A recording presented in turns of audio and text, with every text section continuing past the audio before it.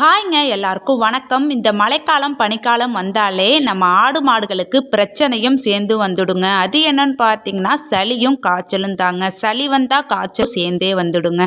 நாங்கள் எங்கள் ஆடு மாடுகளுக்கு சளி காய்ச்சல் வராமல் எப்படி தடுக்குவோம், அது வந்துடுச்சுன்னா எப்படி அதை சரி பண்ணுறோம் அப்படிங்கிறத பற்றின வீடியோ தாங்க இது.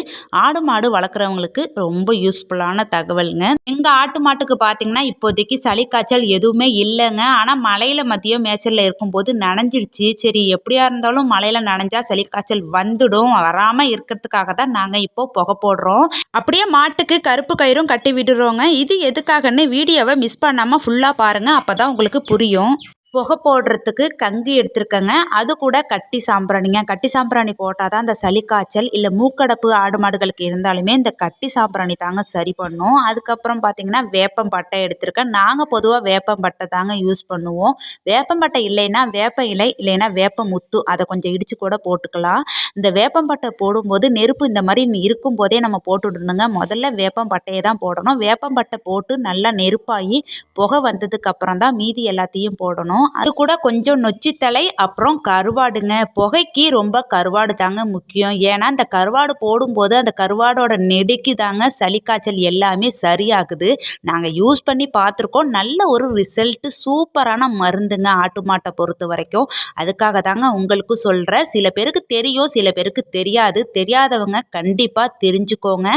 உங்கள் ஆட்டு மாட்டுக்கு சளி காய்ச்சல் வந்தாலோ வரா மாதிரி இருந்தாலோ கண்டிப்பாக இந்த கருவாடையும் கலந்து போடுங்க. அப்போ தாங்க நல்ல ஒரு ரிசல்ட் கிடைக்கும். எல்லாத்தையும் ஒரு பழைய தட்டில் எடுத்து வச்சாச்சுங்க. அப்போ தான் வேணுங்கும் போது கொஞ்சம் கொஞ்சம் போட்டுக்கலாம். இப்போ மச்சான் வேப்பம்பட்டை தான் போடுறாங்க. அது கொஞ்சம் நேரம் போட்டு புகை வந்ததுக்கு அப்புறம் தாங்க மீதி எல்லாத்தையும் நான் போடுறேன். கருப்பு மாட்டுக்கு தாங்க இப்போ புகையை காட்டிக்கிட்டு இருக்கேன். மதியம் சரியான மழைங்க. மாடு ஆடு எல்லாமே மழையில் நனைஞ்சிருச்சு. உடம்புல பார்த்தீங்கன்னா ஈரம் அப்படியே இருக்குங்க. அதுக்காக தாங்க உடம்புல இருக்கிற ஈரம் காயணுன்ட்டு புகையை காட்டிக்கிட்டு இருக்கேன். நம்ம எப்படி புகை போடுறதுனால உடம்புல இருக்கிற ஈரமும் காஞ்சிடுங்க. சளி பிடிக்கிற மாதிரி இருந்தாலுமே இந்த புகையோட நெடிக்கு சளி எல்லாமே கரைஞ்சு போயிடுங்க.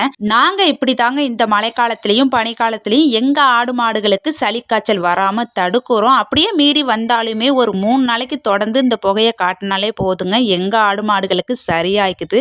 இந்த புகை எப்போவுமே நாங்கள் ஆடு மாடுகளுக்கு இந்த மழைக்காலத்தில் பனிக்காலத்தில் போட்டுருவோங்க. வாரத்தில் 2 நாள் போடுவோம். சளி காய்ச்சல் இல்லைன்னா, சளி இருந்துச்சுன்னா ஒரு நாளைக்கு சாயங்கால டயத்தில் மட்டும் போடலாம்.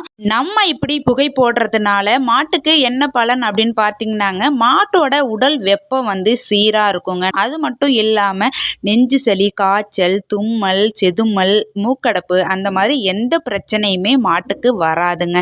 மாடுகளுக்கு மெயினாக மூக்கில் தாங்க அந்த புகையை காட்டணும். மூக்கில் காட்டும் போது தான் நல்லா அந்த புகையை உள்வாங்கி மூக்கில் எதனா அடைப்பு இருந்தாலுமே சளி இருந்தாலுமே அப்படியே அதை கரைச்சி வெளியில் கொண்டுட்டு வரும். அப்படியே நம்ம ஆடு எல்லாத்துக்கும் புகையை காட்டியாச்சுங்க. புகையை காட்டிட்டு கொஞ்சம் நேரம் அந்த பானையை அங்கேயே வச்சாச்சுங்க. புகை நல்லா எல்லா பக்கமும் பரவட்டும் அப்படின்ட்டு. இந்த புகை போடுறது கூடவே இன்னும் சில விஷயங்களை நாங்கள் பண்ணுறோங்க. அது என்னன்னு பார்த்தீங்கன்னா, இடத்த சுத்தமாக வச்சுருக்குறோங்க. இந்த மழை காலம் வந்தாலே இடத்த கூட்டி சுத்தமாக வச்சுருப்போம். நீங்கள் பார்த்தீங்கன்னா தெரியும் எந்த அளவுக்கு நாங்கள் ஆட்டுக்கட்டு தரையை வச்சுருக்கோம் பாருங்க. அதே மாதிரி குடிக்கிற தண்ணியுமே வெது வெதுப்பான தண்ணி தாங்க வச்சுக்கிட்டு இருக்கோம். புகையை போட்டு முடிச்சாச்சுங்க. அடுத்து மாட்டுக்கு கருப்பு கயிறு தாங்க கட்டி விடுறோம். இது நம்ம கிராமப்புறங்களில் ஆட்டு மாடுகளுக்கு கண் திருஷ்டி எதுவும் வரக்கூடாது அப்படிங்கிறதுக்காக கட்டுற ஒரு கருப்பு கயிறு தாங்க. இதை சில ஊர்களில் முடிக்கயிறுன்னு கூட சொல்லுவாங்க. இப்படி நம்ம மாட்டுக்கு முக்கியமா நெத்தியில கருப்பு கயிறு கட்டுறதுனால மற்றவங்க நம்ம மாடை பார்க்கும்போது மற்றவங்களோட பார்வை நம்ம மாட்டு மேல படும்போது அந்த கருப்பு கயிறு கண் திருஷ்டியை தடுக்கும் அப்படிங்கிறது எங்களோட நம்பிக்கைங்க. எங்க அத்தை மாமா இப்படிதாங்க ஆடு மாடுகளுக்கு கட்டுவாங்க. அடுத்து நாங்களும் கட்டிக்கிட்டு இருக்கோம். இந்த வீடியோ அவ்வளவுதாங்க. வீடியோ பிடிச்சிருந்துச்சுன்னா மறக்காம ஒரு லைக் பண்ணுங்க. சப்ஸ்கிரைப் பண்ணாத நண்பர்கள் நம்ம சேனலை சப்ஸ்கிரைப் பண்ணி வச்சுக்கோங்க. பக்கத்தில் இருக்கிற பெல் பட்டனையும் கிளிக் பண்ணி வச்சுக்கோங்க. அப்பதான் நான் போடுற வீடியோஸ் எல்லாமே உங்களுக்கு மெசேஜில் வரும். நீங்களும் நம்ம வீடியோவை உடனே பார்த்துக்கலாம். இது வரைக்கும் என்னோட வீடியோவை பார்த்ததுக்கு தேங்க்ஸ் ஃபார் வாட்சிங்.